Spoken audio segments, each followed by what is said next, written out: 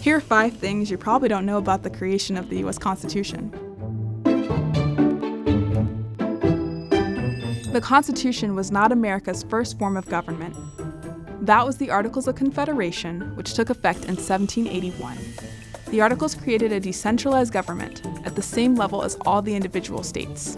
It consisted of the Confederation Congress, which had a small number of expressly permitted powers, such as the ability to declare war, enter into treaties, and regulate post offices. Many Americans grew frustrated at the weakness of the government. By 1786, when farmers in Massachusetts revolted during Shays' Rebellion, and the Confederation Congress had no power to raise an army, the weakness of the Articles was on full display. The Constitutional Convention was not the first attempt to address flaws in the Articles of Confederation. States had ongoing fights with each other over issues that the Confederation Congress didn't have the power to solve.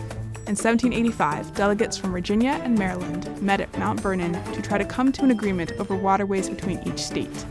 The following year, 12 delegates from New Jersey, New York, Pennsylvania, Delaware, and Virginia met with each other to solve a trade policy problem at the Annapolis Convention. But representatives quickly concluded that trade was too big an issue and ended up leaving the meeting without a solution. But they agreed to meet the following year in Philadelphia with the hope of proposing general amendments to the Articles of Confederation. Alexander Hamilton presented a radical plan for government at the Constitutional Convention. In a speech that lasted hours, Hamilton presented his own plan for a government. Based on the model of the British government, the plan included a president who served for life during good behavior, a legislative upper house like Parliament's House of Lords, and much weaker state governments. While Hamilton was a staunch supporter of a strong central government, some historians think that his proposal was only meant to make James Madison's Virginia plan seem moderate by comparison. Not all states immediately ratified the Constitution. Once the Constitution was written, it was sent to every state for ratification. North Carolina decided to neither reject nor ratify the Constitution. The state fully intended on joining the Union, but only after the Constitution was amended to include a Bill of Rights and some structural changes to the government.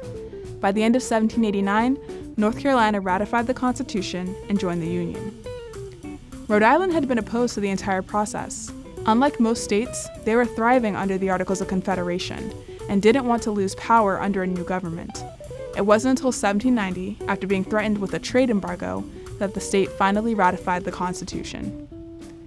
The best notes on the Constitutional Convention don't tell the whole story. James Madison took the most detailed notes of the convention. Madison used a personal shorthand, which was a mixture of various words and abbreviations that could be written very quickly. At the beginning of the convention, he would expand his notes almost right away, but by the end he stopped expanding his shorthand. In fact, he didn't complete a full manuscript of his notes until almost 10 years later. Madison made edits to his manuscript that minimized disagreement among the delegates and portrayed him as a leader. He lessened the contributions of others and softened the criticisms that other delegates had about his ideas. Even with his revisions, Madison's notes are still the best account of the convention. Which of these 5 things was the most surprising to you? Let us know in the comments, and click the subscribe button for more videos from Colonial Williamsburg.